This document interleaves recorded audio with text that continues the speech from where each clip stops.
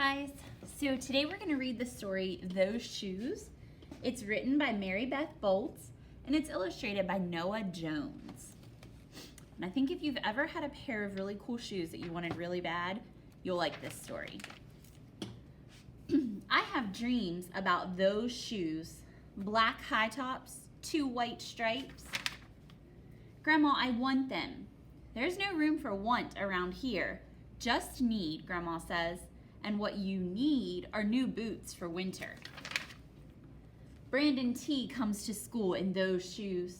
He says he's the fastest runner now, not me.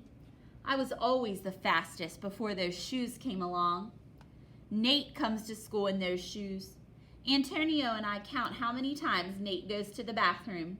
7 times in one day, just so he can walk up and down the hall real slow. Next, Alan Jacoby and Terrence each get a pair. Then one day in the middle of kickball, one of my shoes comes apart. Looks like you could use a new pair, Jeremy, Mr. Alfrey, the guidance counselor, says. He brings out a box of shoes and other stuff he has for kids who need things. He helps me find the only shoes that are my size, Velcro, like the ones my little cousin Marshall wears. They have an animal on them from a cartoon I don't think any kid has ever watched. When I come back to the classroom, Alan Jacoby takes one look at my Mr. Alfrey shoes and laughs, and so do Terrence, Brandon T, and everyone else. The only kid not laughing is Antonio Parker. At home, Grandma says, "How kind of Mr. Alfrey." I nod and turn my back. I'm not going to cry over any dumb shoes. But when I'm writing my spelling words later, every word looks like shoes, and my grip is so tight on my pencil, I think it might bust. On Saturday, Grandma says, "Let's check out those shoes you're wanting so much." I got a little bit of money set aside. It might be enough, you never know. At the shoe store, Grandma turns those shoes over so she can check the price. When she sees it, she sits down heavy. "Maybe they wrote it down wrong," I say. Grandma shakes her head. Then I remembered the thrift shops. What if there's a rich kid who outgrew his or got 2 pairs for Christmas and had to give one away?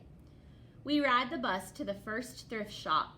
Black cowboy boots, pink slippers, sandals, high heels, every kind of shoe except the ones I want. We ride the bus to the second thrift shop. Not a pair of those shoes is in sight. Around the corner is the third thrift shop. I see something in the window.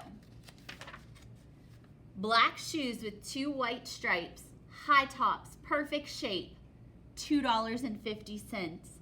Those shoes. My heart is pounding hard as I take off my shoes and hitch up my baggy socks. "How exciting," Grandma says. "What size are they?"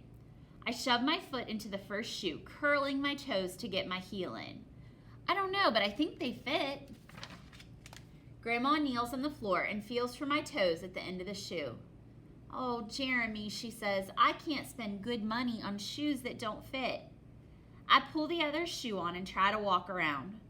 "They're okay," I say, holding my breath and praying that my toes will just fall off right then and there. But my toes don't fall off. I buy them anyway with my own money, and I squeeze them on and limp to the bus stop. At home a few days later, Grandma puts a new pair of snow boots in my closet and doesn't say a word about my 2 big feet shuffling around in my 2 small shoes.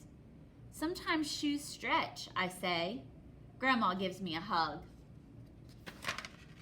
I check every day, but those shoes don't stretch.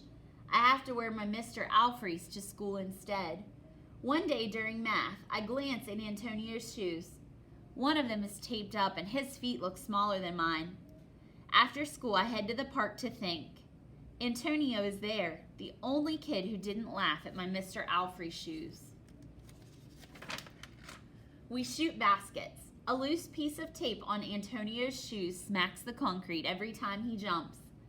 I think, I'm not going to do it. We leap off the swings. I'm not going to do it. We race from one end of the playground to the other. I'm not going to do it, I say. "Do what?" Antonio says, breathing hard. Grandma calls me for supper and invites Antonio over too. After supper, he spies my shoes. How come you don't wear them? Antonio asks. I shrug. My hands are sweaty, and I can feel him wishing those shoes were his.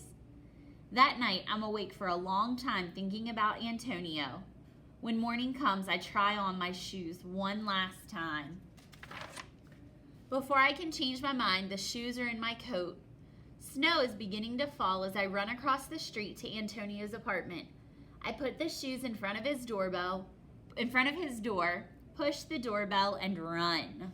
See, he's running away. At school, Antonio is smiling big in his brand new shoes. I feel happy when I look at his face and mad when I look at my Mr. Allfree shoes. But later, when it's time for recess, something happens. Everywhere there is snow. Leave your shoes in the hall and change into your boots, the teacher announces. Leave your shoes in the hall. It's then I remember what I have in my backpack. New boots. New black boots that no kid has ever worn before. Standing in line to go to recess, Antonio leans forward and says thanks. I smile and give him a nudge. Let's race. So what do you think? Do you think you can learn a lesson from that story? Maybe think about it and see, what did he do that was so good?